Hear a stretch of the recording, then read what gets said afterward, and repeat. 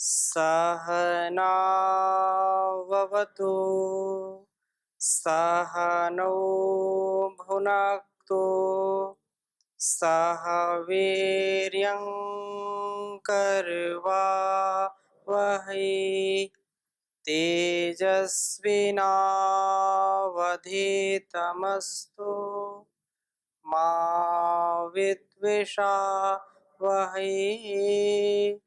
ओम शांति शांति शांति। वैदिक जीवन पद्धति की इस कक्षा में पुनः आप सबका हार्दिक स्वागत है, अभिनंदन है। पंच महायज्ञों का अनुष्ठान कैसे किया जाए, इस विषय में विशद चर्चा हमने आपके समक्ष की। अंतिम चर्चा आपके समक्ष करनी है। प्रत्येक दिन मंत्र पाठ हम करते हैं भोजन करने के पहले, और जो प्रकरण हमारी पिछली कक्षा में हमने चर्चा की थी, बलवैश्व देव यज्ञ, उस भाव में हम अपने आप को संस्कारित कर पाएं। भोजन ग्रहण करने से पहले हम ये भाव अपने अंदर लाएं कि कितने लोगों का हाथ इस भोजन में लगा है। अर्थात जब से भूमि में बीज पड़ा और उस बीज का जो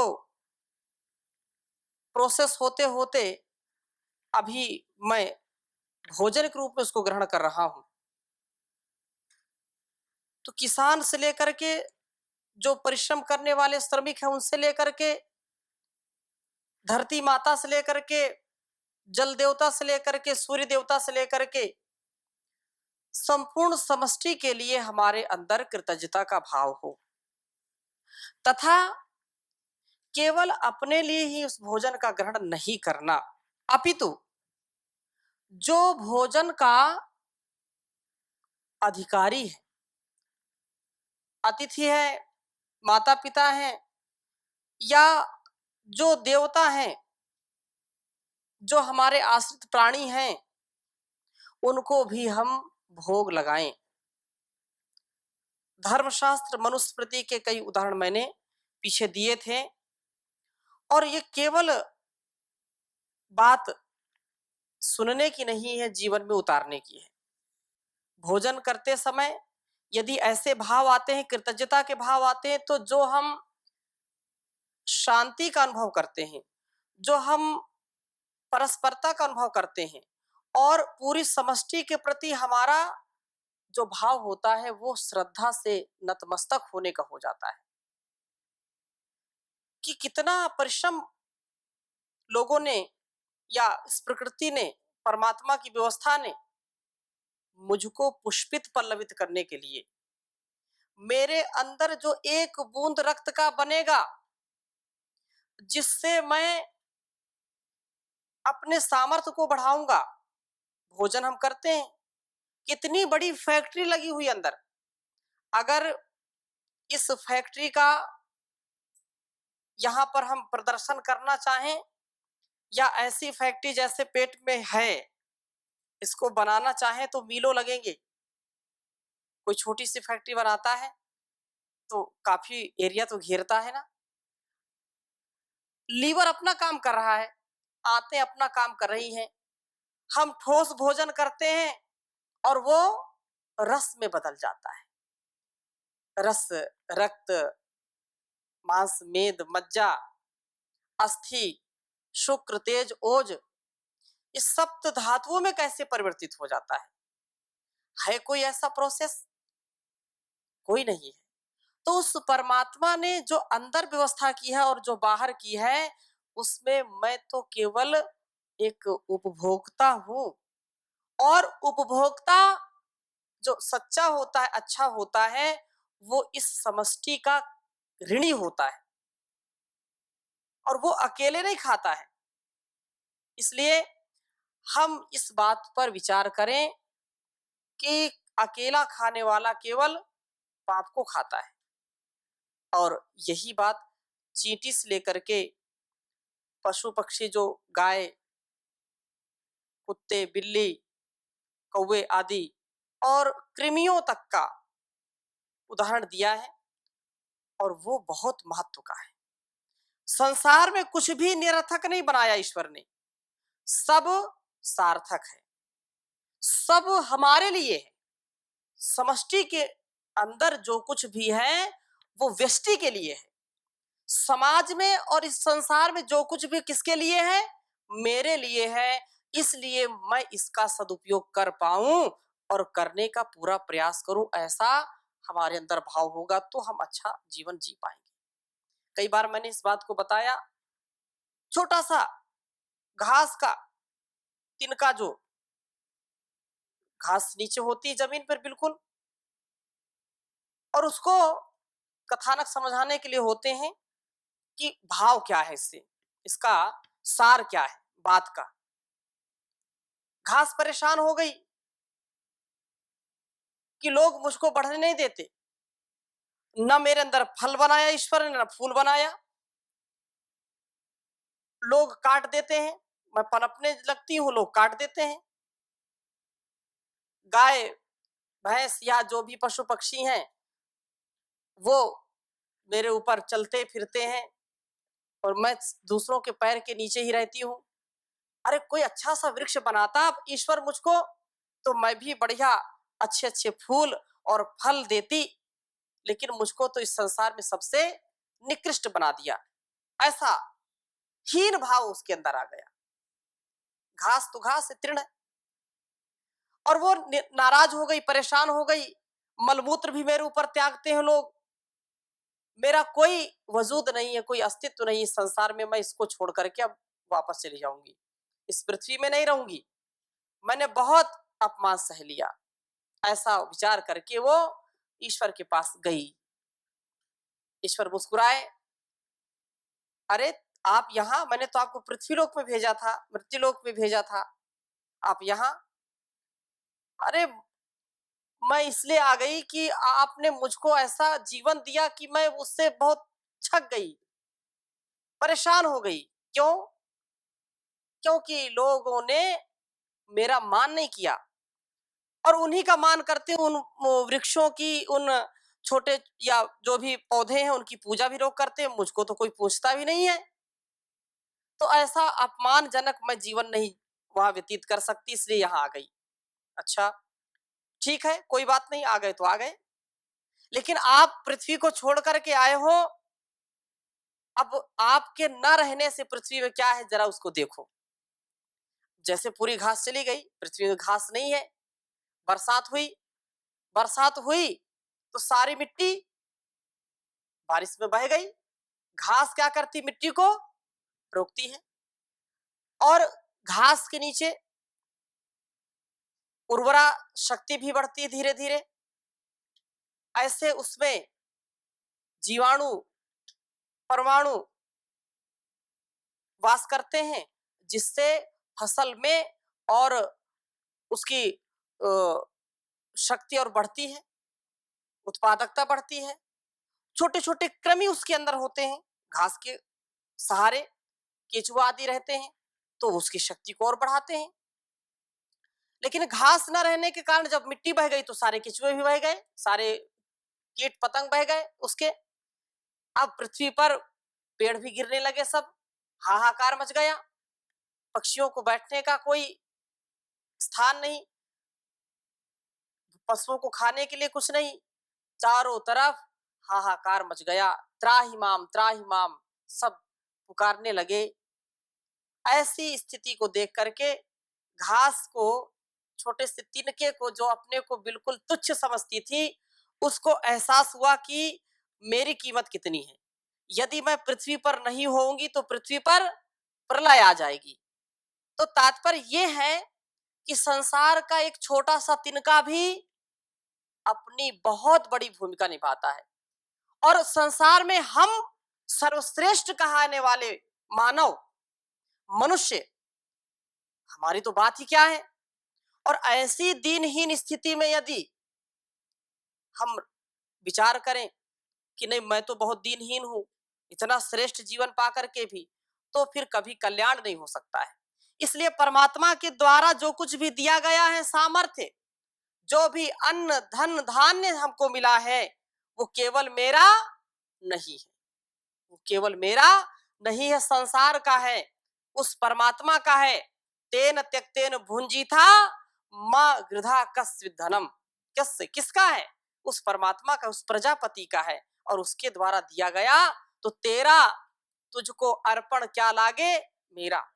ऐसा हम यदि विचार कर पाए तो संसार में हमारा बहुत ही मान सम्मान और इस जीवन का कल्याण होगा, और कोई दूसरा उपाय नहीं है। इसलिए लोग जो झूठी बनावटी बातों पर, झूठे शान शौकत पर अहंकार करते हैं, जो घमंड करते हैं, वो कभी अच्छा सच्चा जीवन नहीं जी पाते हैं। वो तथ्य और सत्य तक नहीं पहुंच पाते हैं। वही तथ्य और सत्य तक पहुंचते हैं जो ईश्वर की वाणी का अनुकरण करते हैं, वेदोपदेश का, ऋषि उपदेश का अपने व्यवहार में पालन करते हैं। जैसा आदेश उपदेश निर्देश दिया गया है, वैसा हम पालन करने का प्रयास करें और करें भी उसको। जो वचन दें, उस वचन को निभाने के लिए हम प्राण अर्पण भी निछावर करने पड़े, हमको तो करना चाहिए। तो इसी संदर्भ में मैं चर्चा करूंगा कि जब भोजन करते हैं, तो भोजन के समय हम मंत्र पाठ करते हैं, और उसके कितने गहरे भाव हैं वो हमको समझने चाहिए, क्योंकि इस प्रकरण के बाद फिर पंच महायज्ञ का प्रकरण समाप्त हो जाएगा। तो अंत में मैं इस चर्चा को करना चाहूंगा आपके बीच में। भोजन मंत्र, क्योंकि आप तीनों टाइम बोलते हैं, प्रभात में भी, मध्याह्न में भी और सायंकाल में भी, क्योंकि आप पुरुषार्थ करते हैं, दंड भी लगाते हैं, पढ़ते भी हैं, तो 3 टाइम खाना तो ब्रह्मचारियों का स्वाभाविक है। लेकिन अल्पाहार करते हैं तो भरपेट तो खाते नहीं है, कभी बहुत स्वादिष्ट हुआ तो खा भी लेते हैं। परंतु इस दृष्टि को जो यहाँ पर बात कही है, यजुर्वेद के 11वें अध्याय में 83वें जो मंत्र में कहा, ओम अन्न पते अन्यस्य, इसको एक बार लिख लीजिए।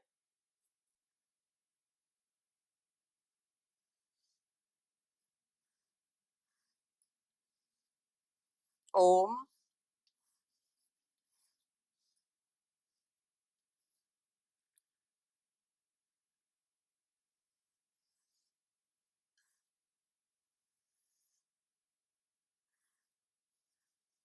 भोजन करने के पहले ये मंत्र जरूर पढ़ना चाहिए सभी को।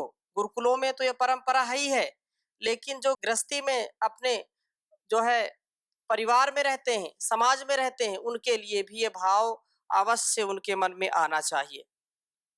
अन्न पते अन्नस्य।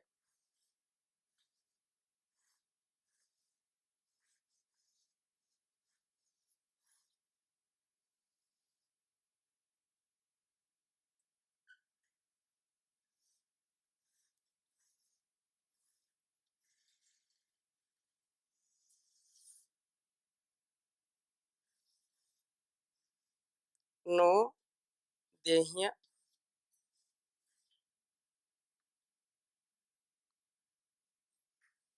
नमीयस्य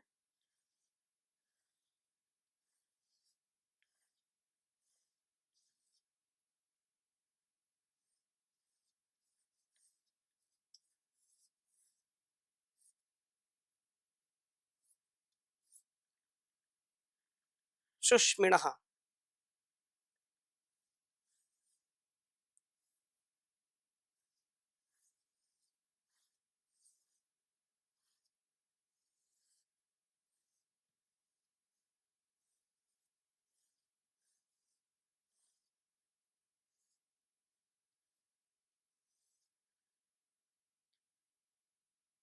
प्रप्रदातारम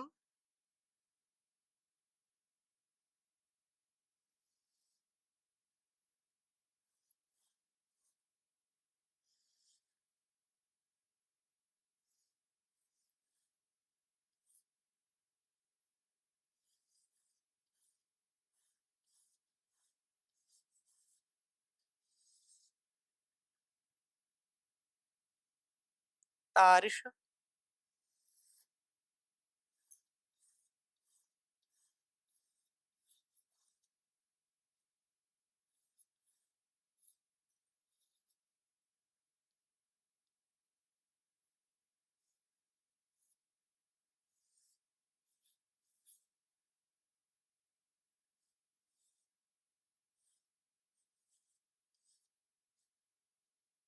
तारिश ऊर्जम नो धेहि,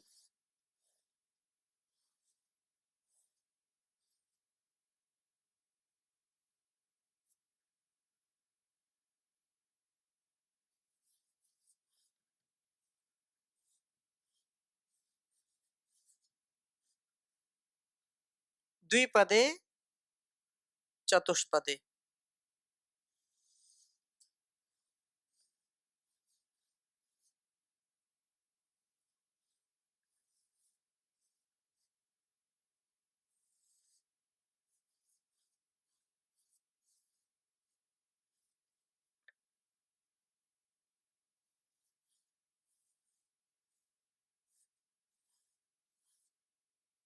यजुर्वेद का यह मंत्र है।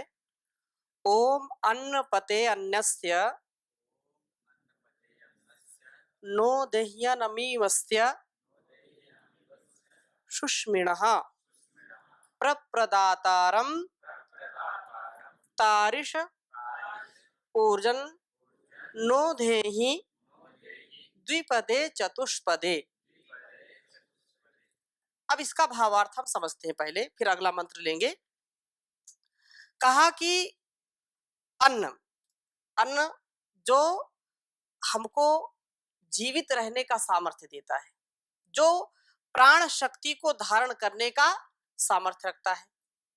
यदि कोई अन्न ना ग्रहण करे तो उसका जीवन चल नहीं सकता है। कोई अपवाद में बोलते हैं कि नहीं, ये केवल इतने वर्ष तक जल ही पी करके रहा, कोई पत्ते खा करके रहा। वो अलग अलग लोग सिद्धियां करते हैं, अलग अलग लोगों की कंडीशन होती है, लेकिन ये सामान्य नियम नहीं है। अपवाद में लाखों करोड़ों में कोई ऐसा है किसी कारणवश, तो वो बात अलग है। बाकी हमको अन्न के बिना जीवन नहीं मिल सकता है। अर्थात जीने के लिए खाना आवश्यक है, जरूरी है। लेकिन कुछ लोग जीने के लिए ही, मतलब खाने के लिए कुछ जीना आरंभ कर देते हैं। हाँ, जो जीने के लिए क्या है, आवश्यक है भोजन, लेकिन कुछ केवल खाने के लिए ही जीते रहते हैं। तो उस बात को हमको ध्यान में न रख करके जीवन जीने के लिए भोजन, अन्न की आवश्यकता पड़ती है। और अन्न के रूप में जो कुछ भी मिलता है, केवल जो भोजन हमको मिलता है वही अन्न नहीं कहलाता है। जिससे भी हमारे प्राण पुष्पित होते, पल्लवित होते, प्राण हमारे शरीर में स्थिर रहते हैं, वो अन्न के रूप में ही होता है, जो भी हम फल फूल आदि का ग्रहण करते हैं। इसलिए अन्न समस्त भोग्य पदार्थों का, जो यहाँ पर परमात्मा को भी जो है अन्न नाम से कहा, क्योंकि सारे संसार में पुष्टि का दाता कौन है, परमात्मा। जैसे अन्न हमको पुष्टि देता है, तो सारे संसार के जीव जंतुओं, सारे जो कुछ भी इस व्यवस्था में हमको दृष्टि गोचर होता है, अदृष्ट है, मतलब प्रत्यक्ष या अप्रत्यक्ष है, उन सबका निर्माण करता, उनका संचालन करता और फिर उनको संतुलन में लाने वाला, संतुलन करता कौन है, परमात्मा है। इसलिए कहा कि उस परमात्मा जो सबका स्वामी है, उस अन्न का सेवन करना चाहिए जो प्राणियों को स्वयं रखे और बल प्रदान करे। अन्न के बिना प्राणियों का प्राण नहीं रुक सकता, ठहर नहीं सकता है। इसलिए वो प्राण प्रदाता है कौन, परमात्मा।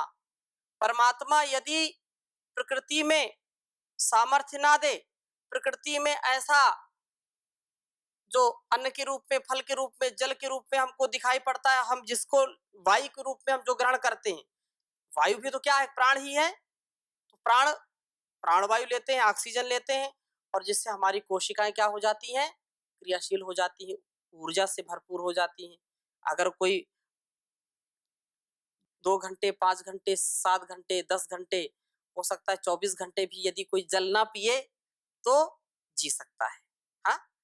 और कोई भोजन ना करे तो इतना शरीर उसका पहले जो ग्रहण किया है उसका सामर्थ्य वहां पर संचित रहता है, जिससे वो चलता रहता है शरीर। कोई भोजन अनशन कर देते हैं ना, बिना खाए पिए कितने दिन रह सकता है? तो जितना उसका शारीरिक संतुलन या शरीर में जो संचित ऊर्जा है, जितनी प्रबल ऊर्जा उसकी होगी उतने दीर्घ काल तक वो बिना भोजन के रह सकता है। माना कि कोई 4 दिन, 5 दिन, 1 सप्ताह, 15 दिन, 1 महीने तक हो सकता है कि केवल जल पी करके रह जाए। लेकिन ऑक्सीजन जो प्राणवायु है उसको लिए बिना कोई रह सकता है क्या? उसको 2 मिनट भी ना ले तो बड़ा जो है, फिर यहाँ उसका कुछ रहेगा नहीं, राम नाम। हाँ, तो ऐसी स्थिति में ये जो है प्राण का, उसका तात्पर्य क्या है? उस प्राण को भी जिसको हम सहजता से लेते हैं। अच्छा ये बताओ, आप जब श्वास लेते हैं छोड़ते हैं कोई ताकत लगाते हैं क्या? आप भोजन करते हैं तो थोड़ा सा प्रयास तो करना पड़ता है ना, हाथ से उठाएंगे, मुख में ले जाएंगे, फिर चबाएंगे दांतों से, हैं, ये करते हैं। लेकिन ये बताइए श्वास को लेने छोड़ने का कोई हम ध्यान रखते हैं क्या? ये स्वाभाविक है। क्या है ये? स्वाभाविक है। आंख का जो पलकें हैं वो इधर उधर पुतलियां चलाना, पलकें बार बार गिराना उठाना, ये स्वाभाविक है। हृदय की जो धड़कनें हैं आप धड़काते हैं क्या? आपको पता है कितने बार धड़का ये हृदय? अगर ऐसा होने लगे, लोग जो है नाराज हो जाए और बोले कि मैं तो श्वास ही नहीं लूंगा, जैसे लोग भोजन छोड़ देते हैं नाराज होकर के, मैं मैं अब श्वास नहीं लूंगा, और रोज हजारों लाखों के जो है ढेर लग जाएं, है कि नहीं? परंतु ईश्वर की जो व्यवस्था है वो कुछ अपने पास, अब उसकी मुट्ठी में कुछ है। हम चाह करके भी अपने हृदय की धड़कन को रोक नहीं सकते। हम चाह करके भी अपने जो है नस नाड़ियों में बहते हुए रक्त के संचार को रोक नहीं सकते। अब कोई जबरदस्ती नसों में ब्लेड मार दे तो उसकी बात अलग है, लेकिन जानबूझ करके उसके सामर्थ्य में ये नहीं है। श्वासों को लेना छोड़ना उसका सामर्थ्य नहीं, वो ईश्वर की व्यवस्था है। तो हम उस प्राण प्रदाता, संकट त्राता ईश्वर का चिंतन करें और भोजन करने से पहले उसके द्वारा दिए गए सामर्थ्य का अनुभव करें कि उसके बिना दिया हुआ कुछ भी हम नहीं ग्रहण कर सकते, कुछ भी हम कर नहीं सकते। एक मक्खी भी हमारे सिर पर बैठ जाए तो हम उड़ा नहीं सकते, उसका ही सामर्थ्य तो है, उसका दिया हुआ सामर्थ्य है, उसकी दी हुई ऊर्जा है। तो जिस मानव व परिवार व समाज के सहयोग से हम अन्न प्राप्त करते हैं या अन्न प्राप्त करने के योग्य बनते हैं, उसके लिए प्रभु से कामना करनी चाहिए। जो हम अन्न ग्रहण करने के पूर्व करें और उसका कृतज्ञ होना चाहिए, यही चर्चा हम कर रहे हैं। ये जो है कृतज्ञता का भाव होना चाहिए। चौथी बात यह है कि अपने पारिवारिक जनों एवं पशुओं के लिए भी जो बल कारक भोज्य पदार्थ है उसकी प्राप्ति के लिए प्रभु से प्रार्थना करनी चाहिए कि मेरा और मेरे परिवार का, मेरे आश्रित जो जीव जंतु हैं उनका कभी ह्रास ना हो, उनका भी सदा बल बढ़ता रहे। केवल ऐसा नहीं कि अपना जो है अपने खाए, बोले कि हमारा पेट भरना चाहिए। तो इस दृष्टि से कहते हैं कि जिसके आश्रय मनुष्य का जीवन स्थिर रहता है, उस अन्न की सुरक्षा का पूरा ध्यान रखना चाहिए। और आजकल घरों में जितना अन्न का नाश लोग करते हैं, मैंने पहले भी चर्चा की है, इसको नहीं करना चाहिए। मैं इस वैदिक जीवन पद्धति के माध्यम से सभी श्रोताओं से, सभी दर्शकों से निवेदन करना चाहूंगा कि परमात्मा के द्वारा दिए गए सामर्थ्य को हम विकसित होने दें, उसका विकास होने दें, उसका विनाश ना होने दें। जो कुछ भी हम ग्रहण करते हैं अन्न के रूप में, वो हजारों गुना इस शरीर में बल को बढ़ाता है, अलग अलग जो भी परमात्मा ने व्यवस्थाएं बनाई हैं शरीर में, उसके माध्यम से हम शारीरिक मानसिक रूप से सबल बनते हैं। यदि हम अन्न ग्रहण नहीं करेंगे तो हमारा शरीर भी नहीं चलेगा और हमारी बुद्धि भी नहीं चलेगी, क्योंकि भूखे भजन न होए गोपाला और ले लो अपनी कंठी माला। तो भजन भी नहीं कर सकते, बिना भोजन के भजन भी नहीं कर सकते। इसलिए भोजन भी जब हम करें तो मंत्र पाठ, वैदिक मंत्र पाठ हमको जरूर करना चाहिए। प्रतिपादन किया है ऋषियों ने, जिस विधा का, जिस विद्या का, उसको हम आत्मसात करें। इस विषय में कल अर्थात अगली जो कक्षा होगी, अंतिम कक्षा होगी, और आगे हम फिर नई चर्चाओं को आरंभ करेंगे। अभी यहीं पर विराम देते हैं। ओम